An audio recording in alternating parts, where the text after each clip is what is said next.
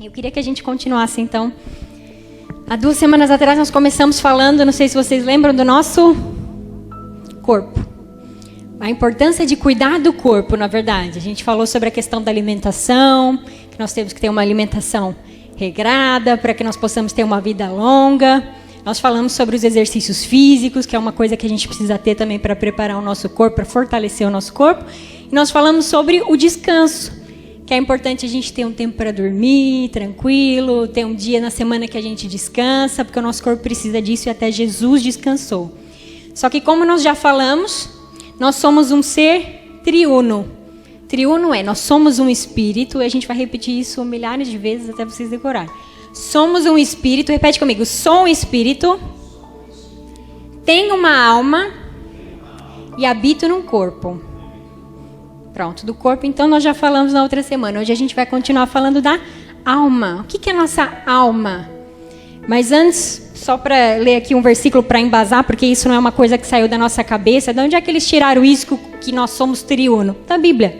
A Bíblia diz em 1 Tessalonicenses 5:23 que o Deus da paz vos torne totalmente perfeitos e conserve irrepreensível todo o vosso ser. Espírito, repete comigo, espírito, alma, corpo. Até quando? Até a vinda de Jesus, nosso Senhor. Ou seja, nós temos que tomar cuidado no nosso ser como todo. Tenho que cuidar do meu corpo? Sim, Senhor. Agora tenho que cuidar da minha alma também?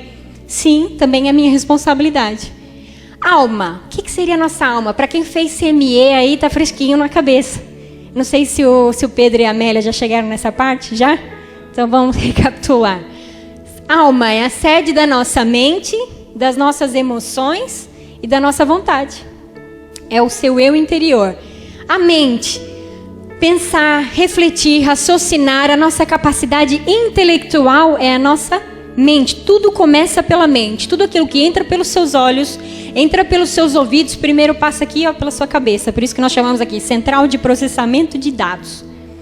É a sua habilidade de projetar, processar ideias e conceitos, chegando a conclusões lógicas. A mente humana Deus criou de uma forma excepcional, porque a nossa mente, até hoje os cientistas, os estudiosos estão tentando ali, que a mente é uma coisa fabulosa, para estudar é uma coisa gigantesca, só que da mesma forma a nossa mente é uma coisa que nos atrapalha de vez em quando. Ontem eu estava preparando essa palavra e eu percebi a dificuldade que eu tenho de concentração. Eu estava agitada com tanta coisa, pensando o que eu tinha que fazer em casa, o que eu tinha que limpar, o que eu tinha que comprar, o que eu ia fazer para a semana. Sentei e falei, agora eu preciso escrever e preparar. A dificuldade, eu acho que eu levei uma meia hora para que a minha cabeça pudesse focar no que eu estava fazendo. Porque eram tantos pensamentos, tanta coisa. E eu orei e falei, Senhor, ajuda, quieta a minha alma, Senhor. Que os meus pensamentos venham ser todos agora cativos ao Senhor e que eu venha ter foco. Porque se a gente não tomar cuidado, mesmo aqui na igreja, a nossa mente, ela voa. Não sei se já aconteceu com vocês ou só comigo, que eu sou mais pecadora. Que às vezes eu estou cantando, daqui a pouco eu estou pensando o que eu vou almoçar. Ou eu estou aqui, Senhor, daqui a pouco eu já estou lá pensando numa conversa que eu tive na semana passada, o que eu podia ter respondido para aquela pessoa. Sou só eu, sou assim ou mais alguém? A nossa mente é assim, então nós temos que tomar muito cuidado, porque a nossa mente, ela não pode nos conduzir. Nós que somos nascidos de novo, a minha mente tem que estar cativa, que isso? Tem que estar presa, tem que estar submissa ao meu espírito. E como é difícil fazer isso, porque a nossa mente, ela sempre vai querer dar uma escapadinha e liderar ela. Outra coisa, emoções. Emoções são o quê? São os nossos sentimentos. Reações a estímulos tanto internos quanto externos, reais ou imaginários, que às vezes, não sei se aconteceu já com vocês também, que você ficou chateado e nem sabe por quê. Indignado com alguma situação que na verdade é fruto da sua imaginação, da sua cabeça, porque você acha que o fulano ficou bravo contigo e naquilo você já criou ali uma raiva. Estou com raiva do fulano. E a gente tem que tomar muito cuidado com as nossas emoções. Eu até fiz aqui uma lista e eu queria que vocês me ajudassem. Vamos fazer uma coisa aqui mais dinâmica. Quais são emoções que nós temos? Cada um, se quiser falar uma emoção. Raiva é uma emoção. O que mais? Hã? Qual que é a emoção? Alegria, euforia. O que mais? Coragem. Medo. Mais.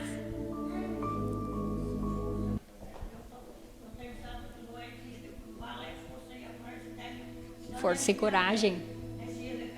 É isso, são emoções, são sentimentos. Eu fiz aqui uma listinha, tirei da internet, de alguns sentimentos. Saudade é um sentimento, você já sentiu? Eu sinto saudade, às vezes, da minha mãe, da minha família. Isso é o quê? Faz parte da nossa emoção. Coragem, como a senhora estava a falar, é um sentimento. Preocupação, quem aqui já sentiu? Como é que será que eu vou pagar minhas contas mês que vem ou esse mês? Confusão, alguém já sentiu? Não sei para onde eu vou, estou confuso, não sei qual a melhor decisão tomar. Desconfiança, Daniel, não sei não, hein? Estou meio desconfiado. Ansiedade é o mal do século. Junto com a depressão, as pessoas andam ansiosas a pensar no amanhã, no futuro, o que vai ser de mim, o que vai ser da minha família, dos meus filhos.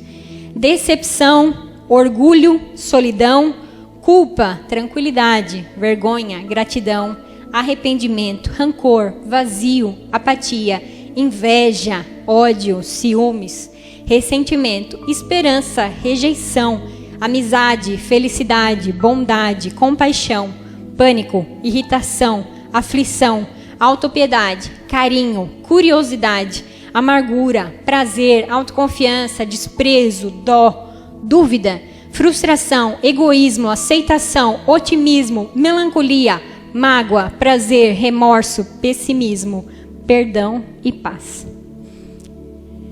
Toda a gente aqui já sentiu, pelo menos uma vez na vida, algumas coisas desses sentimentos.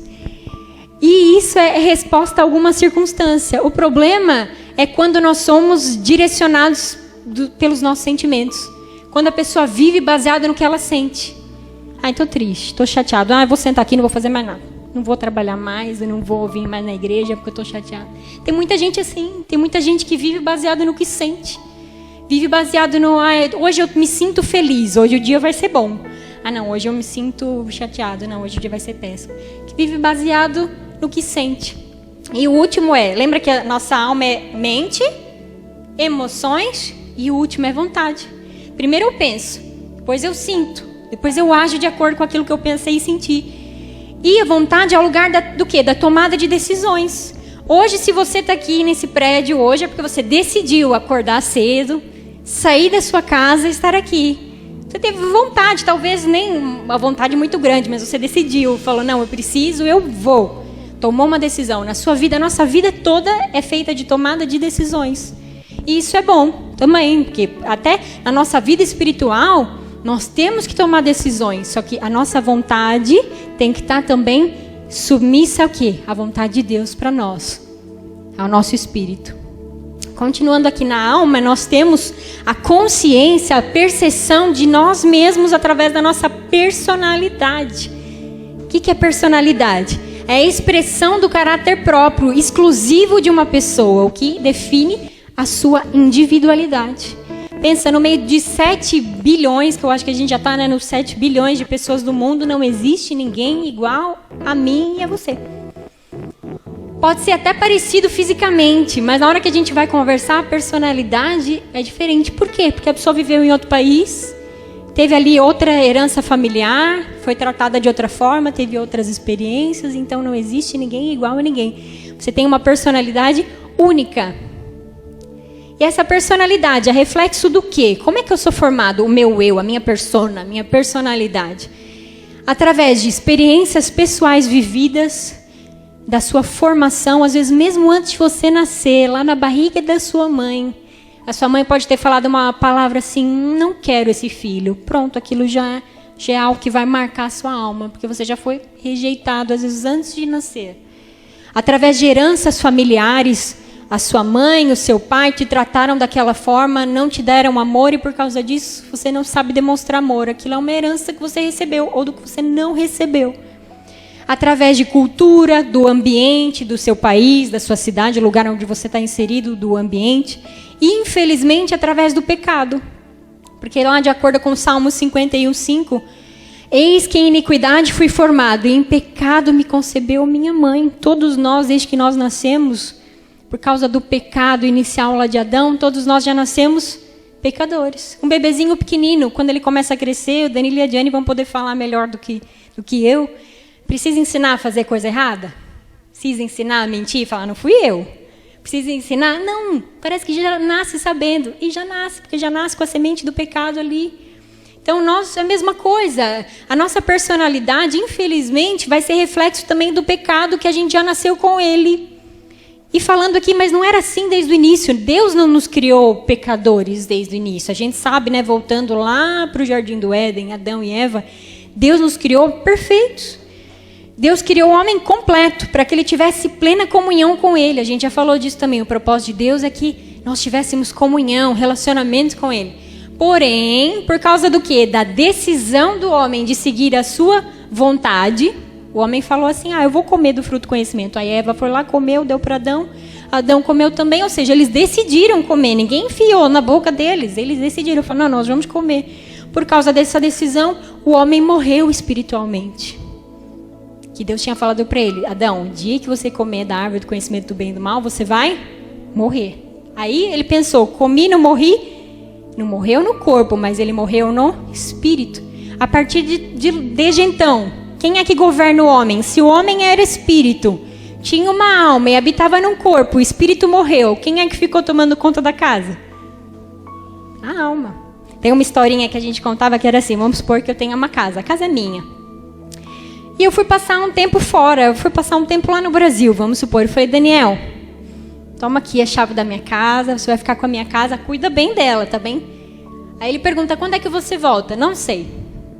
Só que eu passo muito tempo fora do Brasil e o Daniel já fez da minha casa a casa dele, já colocou um monte de quadro na parede, já arrancou uma porta, já fez lá umas obras. Quando eu cheguei, bati na porta, o Daniel fala, não, agora a casa é minha, já há muito tempo que eu estou aqui, já me habituei, já gostei, já pintei tudo da cor que eu gosto, mas a casa continua sendo de quem? Minha. E a mesma coisa do espírito e a alma. Quando nós nascemos de novo, é rápido. Na hora, você aceitou Jesus, seu espírito está vivificado. Agora a gente vai ter uma guerra com quem? Com a nossa alma, porque a nossa alma já estava acostumada a estar no comando.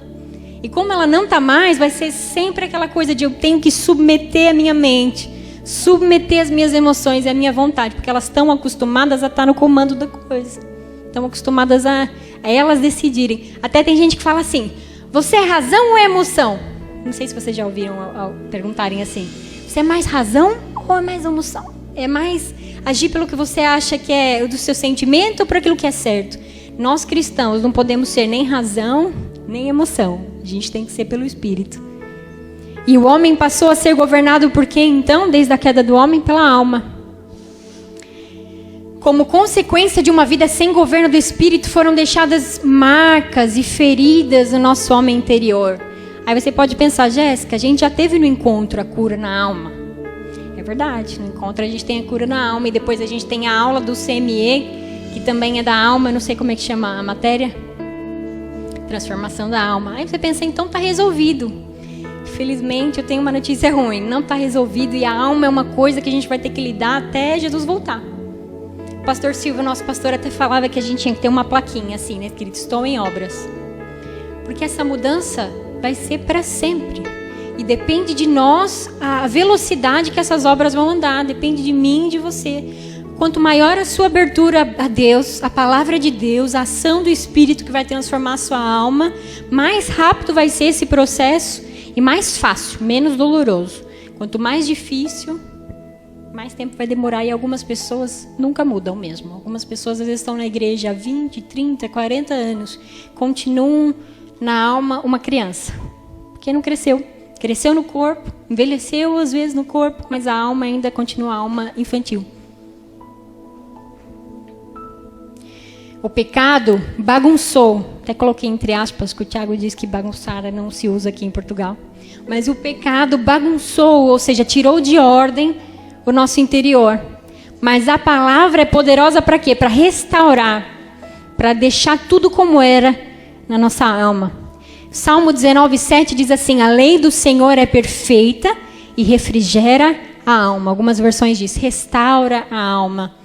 O refrigério seria, sabe aqueles dias de verão, que está quase 40 graus e você entra num lugar com ar-condicionado e bebe uma água fresquinha? É isso que a palavra do Senhor faz. Nos dias que você está atribulado, ansioso, deprimido, cheio de confusão, quando você começa a ler a palavra e você deixa o Espírito Santo tornar aquela palavra vida na sua vida, é como se você entrasse no lugar com ar-condicionado e bebesse uma água fresca. Aquilo refrigera, começa a trazer paz. A circunstância não muda nada à sua volta, mas você por dentro está sendo colocado em ordem. Já não é aquela circunstância que domina a sua vida mais, mas é o Espírito Santo. Isso é transformador. Romanos 12:2, esse versículo é muito conhecido e a gente também fala dele sempre, que é: não vivam de acordo com as normas desse mundo. Esse mundo vive governado pela alma, porque eles ainda não têm o espírito vivificado. Mas transformem-se, adquirindo uma nova mentalidade, pela renovação da sua mente, diz algumas versões. Assim compreenderão qual é a vontade de Deus, isto é, o que é bom, o que lhe é agradável e o que é perfeito. Mas tudo começa na renovação da mente, tudo começa pelos pensamentos. Se os pensamentos são ruins, no final as suas emoções vão estar ali todas frustradas e bagunçadas e a sua vontade vai ser duvidosa também. Coloquei aqui, palavra de Deus mais ação do Espírito é igual a cura interior. Depende de mim, depende de você, não é uma coisa que não só estar aqui nesse ambiente não muda a minha vida. Eu tenho que me expor à presença de Deus, à palavra de Deus e querer mudança na minha vida. Deus, ele não vai fazer nada na sua vida que você não queira, que você não autorize. Porque às vezes tem áreas da sua vida, a gente falou sobre isso no encontro, que elas estão fechadas. Ah não, essa área aqui é minha e ninguém tem nada a ver com isso. E Deus às vezes não entra. Áreas de feridas que estão magoadas, que estão bloqueadas. Mas a gente vai começar a falar de cura. É importante falar de... Quando a gente fala de alma, já entrar na questão de cura, porque a nossa alma, desde então, ela já é ferida. Ela já chega para Deus ferida. E nesse processo a gente tem que curar não só coisas do passado, mas todos os dias, se a gente não tomar cuidado, o diabo tem lançado coisas na nossa mente, nas nossas emoções para nos ferir. Então a gente tem que tomar cuidado primeiro. O que é essa cura bíblica? A gente está falando de cura bíblica. Salmos 41:4 diz: o Senhor o ajudará quando estiver doente e lhe restituirá a saúde, não só saúde física. Então, cura é a restauração da saúde. No Antigo Testamento, que é esse texto, no Salmos fica no Antigo Testamento, o verbo hebraico traduzido por curar é Rafá. Jeová Rafá, Deus que cura. É uma raiz primitiva. O seu significado é tornar saudável. Deus quer te curar no seu corpo? Sim. Deus quer te curar na sua alma? Sim. Depois eu vou ler com vocês alguns artigos ali, que hoje o mal do século é a depressão. A depressão, ela até pode se tornar uma doença física, mas a princípio ela é uma doença na alma. Quando a pessoa vai fazer o check-up nos exames, o exame de sangue dá tudo ok. No exame, seja lá as análises, está ok, mas a pessoa não está bem. Por quê? Porque é uma doença na alma, é uma coisa invisível, mas que mata. A depressão, a ansiedade hoje tem feito mais mal do que cancro. Para muita gente, a gente vai ler aqui alguns artigos sobre isso. O Evangelho, a palavra de Deus, é a cura para nós, para a nossa alma. Hoje, eu e você, nós não precisamos ser doentes. A gente não precisa ser pessoas depressivas. E não precisamos ter doenças na nossa alma, porque nós temos a palavra. A palavra é a cura para nós. Salmo 34:18 diz assim: o Senhor atende o clamor dos justos e livra-os de todas as suas angústias. A palavra está dizendo que a gente não vai ter angústia? Não. Até o próprio Jesus disse, né? Que nós no mundo teríamos aflições, mas para que nós tivéssemos bom ânimo, porque Ele venceu o mundo. Então, a Bíblia não diz que Deus vai nos livrar da angústia, que nós não vamos ter angústia, mas que Ele vai nos livrar no momento da angústia. Quando eu estiver lá, o Senhor vai me dar esse refrigério, essa paz. A vontade de Deus é que a nossa alma seja saudável, não só o nosso corpo. Salmo 147:3 diz assim: Ele cura os que têm coração atribulado e liga-lhes as feridas. Alguém aqui já teve um coração atribulado? Pode ser que hoje você esteja com o coração atribulado, com uma mente cheia de coisas, cheia de pensamentos, de ansiedade, de meu Deus, como é que vai ser isso? Ou não, pode ser que o seu coração esteja em paz, tranquilo, mas para qualquer das formas, nós vamos aprender aqui algumas coisas para que quando você chegue no momento crítico da sua vida, que as suas emoções parecem estar ali um turbilhão, para que você aprenda a aquietar a sua alma e ser sujeito à palavra de Deus, ao Espírito.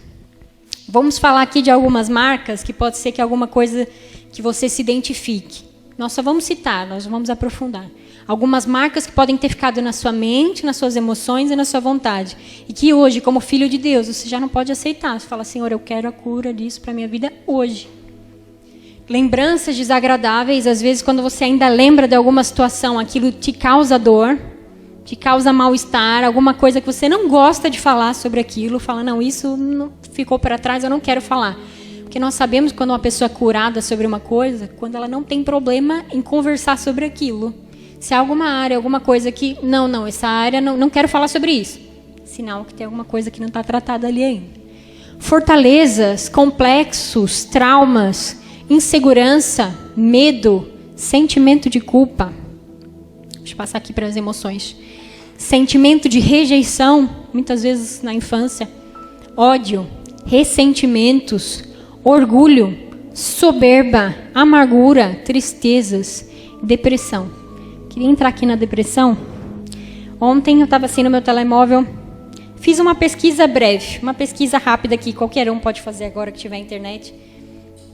E coloquei assim, taxa de depressão no mundo em 2021. Nós sabemos que por causa do Covid, a coisa não melhorou nada. Porque as pessoas tiveram que ficar em isolamento em casa. Nós fomos feitos para relacionar com as outras pessoas. Deixam a gente fechado em casa, a pessoa fica doente. É normal, tirou ali relacionamentos. Muita gente ficou em depressão porque perdeu empregos. A taxa de suicídio subiu drasticamente porque as pessoas...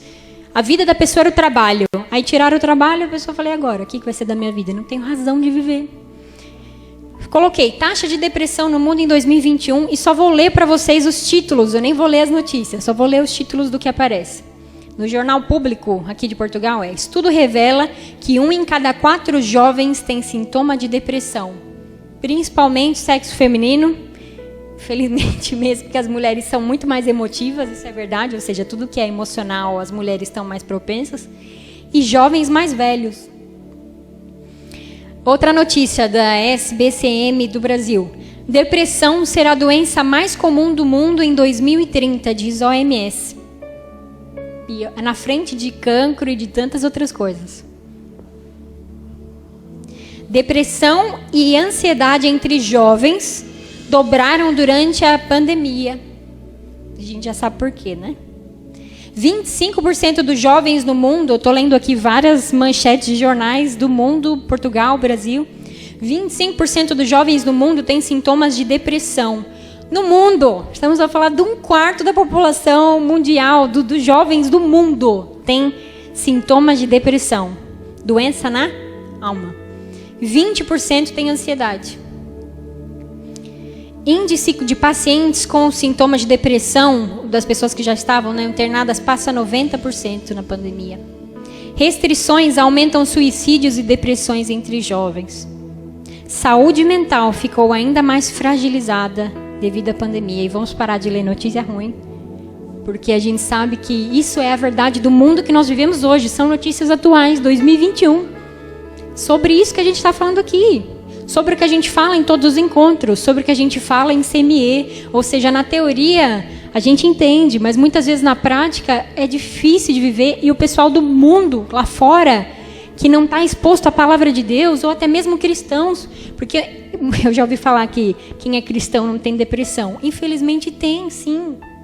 Nós conhecemos pessoas, cristãos, eu mesmo já passei por uma fase da minha vida que eu não fui diagnosticada, mas os sintomas eram todos. E eu sabia que só o Senhor podia me ajudar. Que eu falava, Senhor, eu não sou assim. Eu não posso ser assim. É aquela questão de não querer, não ter forças. A gente fala, é muito pesado quando a gente fala que o cristão quer morrer, né? O cristão não tem vontade de viver, fica menos pior.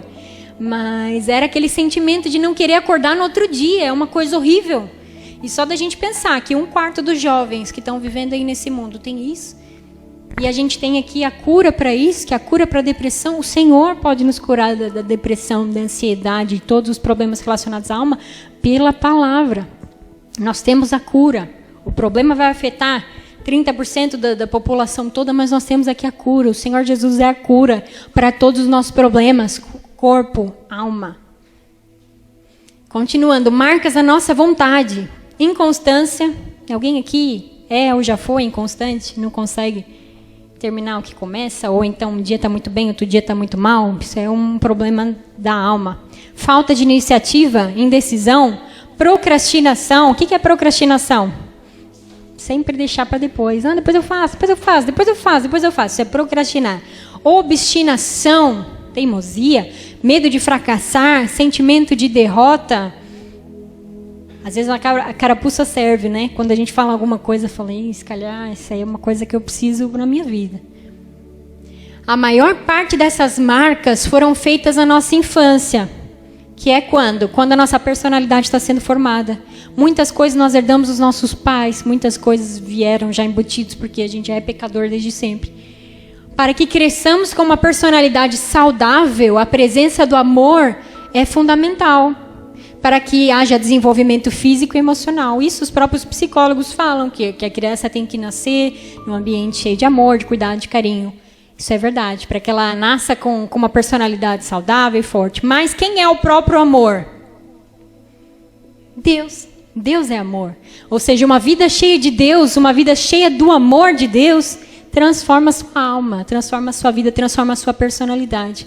Podemos crescer, eu já falei disso, podemos crescer e envelhecer o nosso corpo, mas a nossa alma permanece infantil, com os mesmos medos, traumas e feridas que tínhamos no passado. A não ser que eu me abra ao cuidado, à transformação, me exponha as minhas áreas fechadas ao Espírito Santo para que Ele transforme.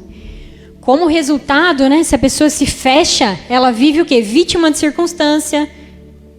Tudo que acontece ali, né, ela é vítima não é ela que toma a decisão, ela é vítima de uma circunstância externa. A fazer leitura errada dos acontecimentos de hoje, com base em experiências do passado, toma uma decisão impensada com sentimento frustrado.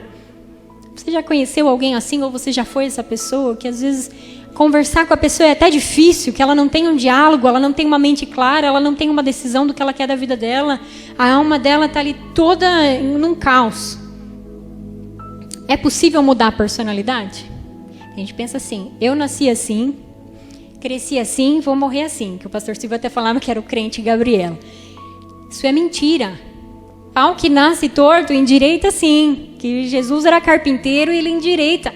Ou seja, a pessoa pode falar, não, mas eu sou assim bruto mesmo, eu sou assim meio desajeitado, eu sou assim meio arrogante, mas eu sou assim, a minha família tem origem, o pastor Silvio até falava, a minha família tem origem italiana, os italianos são assim, são grossos. Não, isso é coisa que pode ser mudada, que pode ser tratada. Através de quê? Experiências com Deus. Deus transforma a sua vida, Deus transforma a minha vida, e é possível mudar sim personalidade, porque não é só porque o meu temperamento diz que eu sou colérica com melancólica que eu tenho que ter todos os defeitos do meu temperamento. Inclusive tem um outro livro ali que o Danilo já falou, que é Porque Agimos Como Agimos, que fala sobre temperamentos, que é uma outra indicação. Também é um livro grossinho, mas vale a pena, porque eu não preciso estar ali, porque o meu temperamento é esse, eu vou agir assim até o fim da vida. Não, Deus pode transformar os defeitos do meu temperamento. Eu posso desenvolver as minhas qualidades e ser uma pessoa melhor. Ser cada dia uma pessoa mais parecida com Jesus. Romanos 12:2, eu sei que a gente já leu esse versículo, mas eu coloquei ele em outra versão. Que diz assim, e não vos conformeis com este mundo. Mais uma vez, não se conforme. Não se conforme em ser do jeito que o mundo é e nem se moldar aos padrões dele. Mas transformai-vos pela renovação do vosso entendimento, para que experimenteis qual seja a boa, agradável e perfeita vontade de Deus. Você quer experimentar a boa, perfeita e agradável vontade de Deus para a sua vida? Amém? Se abra para esse tratamento, muda a sua mente, deixa o Espírito Santo mudar os seus pensamentos. Coloquei aqui passos bíblicos, porque a gente está falando aqui através da Bíblia, a ótica bíblica, para a cura do seu interior, para a cura da sua alma. Primeiro, você tem que saber que Deus quer sim te curar. Deus quer tirar as suas feridas, dores, mágoas e tristezas. Em Isaías 53:4 diz assim, na verdade, Ele suportava os nossos sofrimentos e carregava as dores que nos eram devidas. E nós pensávamos que Deus é que assim castigava e humilhava duramente. Jesus carregou as nossas dores. Toda vez que a gente usa esse versículo, geralmente a gente fala mais sobre cura física. Mas o grego dessa palavra dores aqui em Isaías quer dizer angústia, aflição, tristeza, dor e pesar. São emoções. Jesus veio para curar suas emoções e ele levou lá na cruz todos os seus medos, suas aflições, suas angústias, suas tristezas. Você não precisa mais viver triste. Você não precisa viver agoniado, você não precisa viver aflito, você não precisa viver ansioso, porque tudo já foi levado lá na cruz. 1 Pedro 5,7, eu gosto muito desse versículo. Lançando sobre ele toda a vossa ansiedade, porque ele tem cuidado de vós. Queria que a gente lesse esse versículo junto. Vocês podem repetir comigo? Lançando sobre ele toda a vossa ansiedade, porque ele tem cuidado de vós. Agora a gente vai colocar isso na primeira pessoa. Repete comigo. Lançando sobre ele toda a minha ansiedade, porque ele tem cuidado de mim. Você crê nisso? Você não precisa pensar, o que será que eu vou comer amanhã? Está escrito na Bíblia, se ele dá alimento para as aves do céu, se ele faz vestir a erva do campo, ele não vai se preocupar comigo e com você?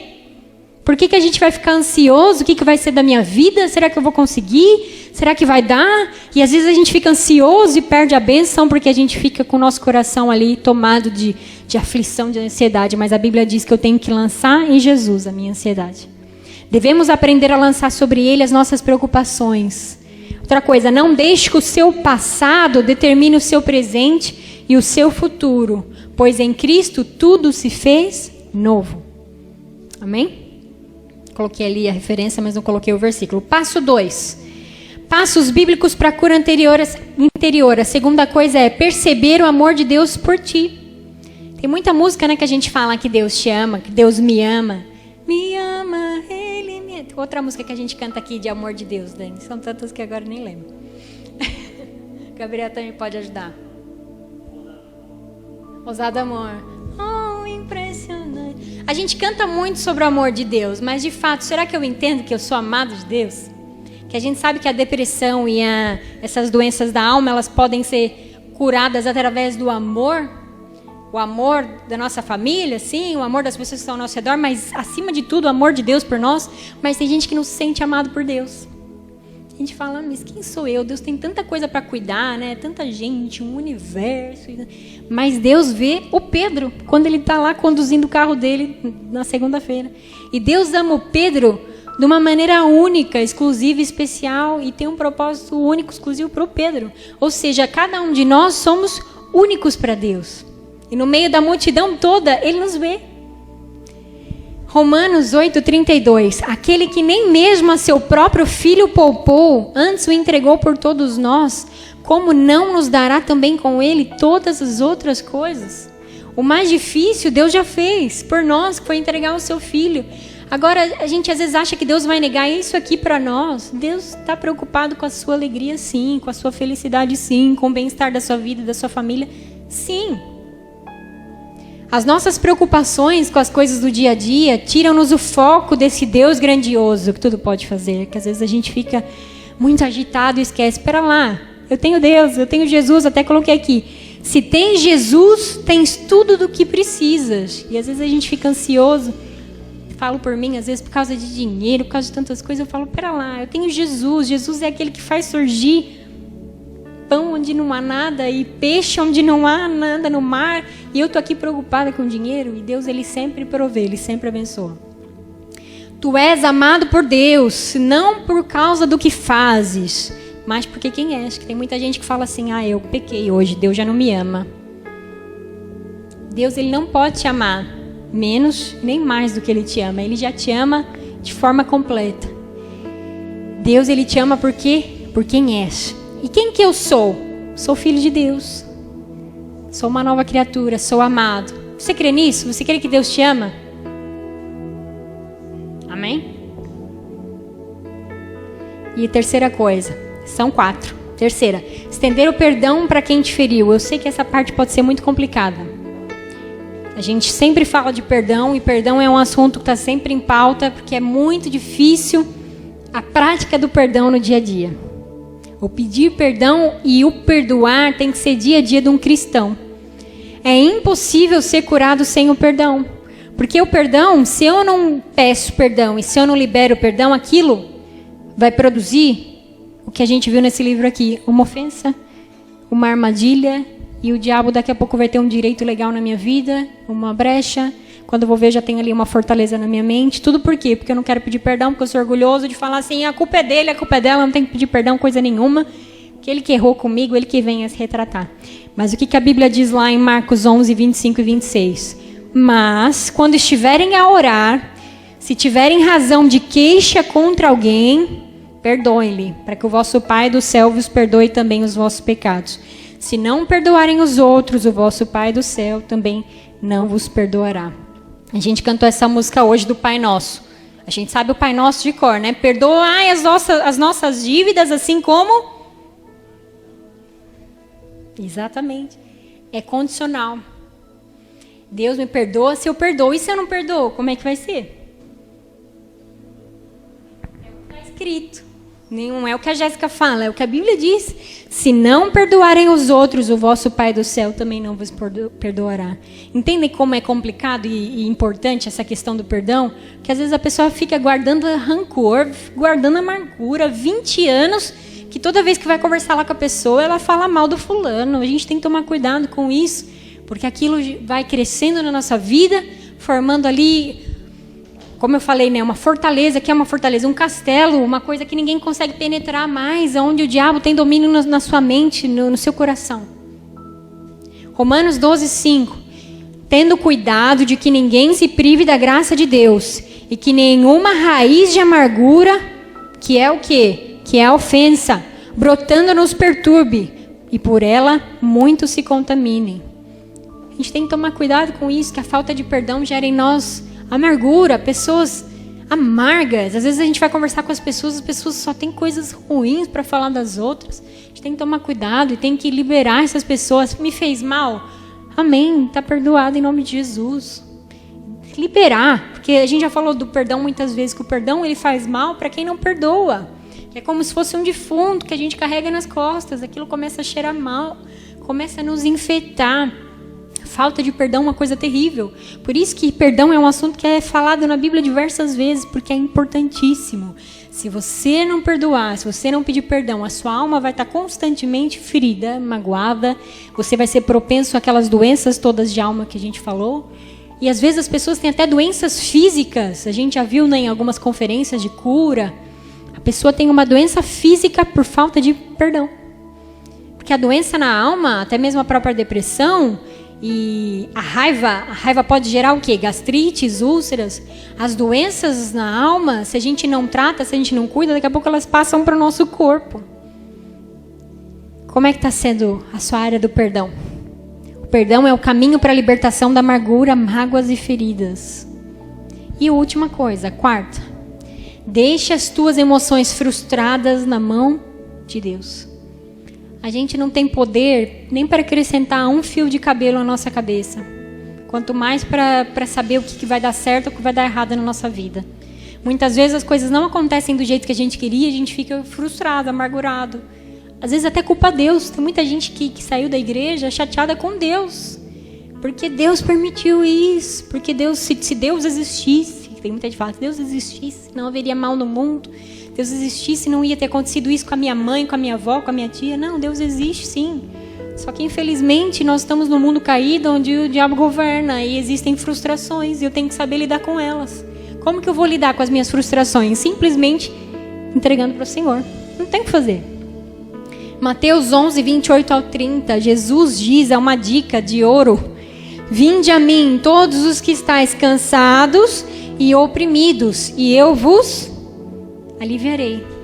Você está com um fardo pesado, está difícil carregar seus traumas, suas dores, sua vida emocional está ali, uma confusão, entrega para Jesus. Ele está pedindo, vinde a mim, todos os que estáis cansados e oprimidos, e eu vos aliviarei. Tomei sobre vós o meu jugo e aprendei de mim, que sou manso e humilde de coração. Encontrarei descanso para as vossas almas. Porque o meu jugo é suave e o meu fardo é leve. Jesus está dizendo, vocês estão aí carregando esse monte de tralha aí, entrega para mim, vamos fazer uma troca. Você me entrega os seus fardos pesados, as suas frustrações todas, a sua vida amargurada, e eu te dou aqui o meu fardo, que é cheio de paz, é leve, você vai ter uma vida tranquila, porque Jesus veio para que nós tivéssemos vida, uma vida abundante. O diabo vem para quê? Para roubar, matar e destruir. Você que escolhe, você vai querer viver uma vida aí cheia das consequências daquilo que o diabo fez na sua vida, na sua alma. Você quer viver uma vida de paz, de tranquilidade, leve. O fardo do Senhor é leve, o jugo é suave. Colossenses 1, 9 ao 14, a gente já está a finalizar. Por tal motivo, nunca mais deixamos de orar por vós, desde o dia em que soubemos de tudo isso. Pedimos a Deus que vos dê o pleno conhecimento da sua vontade, concedendo-vos toda a sabedoria e entendimento que vem do seu Espírito. Eu grifei aqui sabedoria e entendimento, que nós estamos a falar de mente. Desse modo, poderão viver segundo a vontade do Senhor e fazer o que lhe agrada, praticando sempre o bem e crescendo no conhecimento de Deus.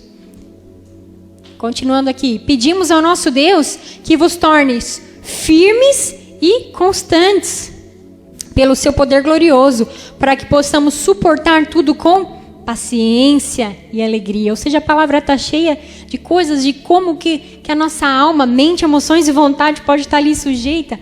Agradeçam a Deus Pai, que vos tornou dignos de tomar parte da herança reservada ao seu povo no reino da luz. Livrou-nos do domínio da escuridão e fez-nos passar para o reino do seu Filho querido. Você já não vive no reino das trevas, você já faz reino do Filho, do seu amor. Você já pode viver essa vida de paciência, de alegria, de ser firme, de ser constante, de ter uma mente renovada. E só para a gente resumir, então, os 4 pontos que nós falamos de uma forma prática. Como posso, então, cuidar da minha alma? 1. Aprenda a lançar sobre ele as suas preocupações. Para de viver preocupado. Para de viver carregando aí um monte de ansiedade na sua cabeça, um monte de pensamentos.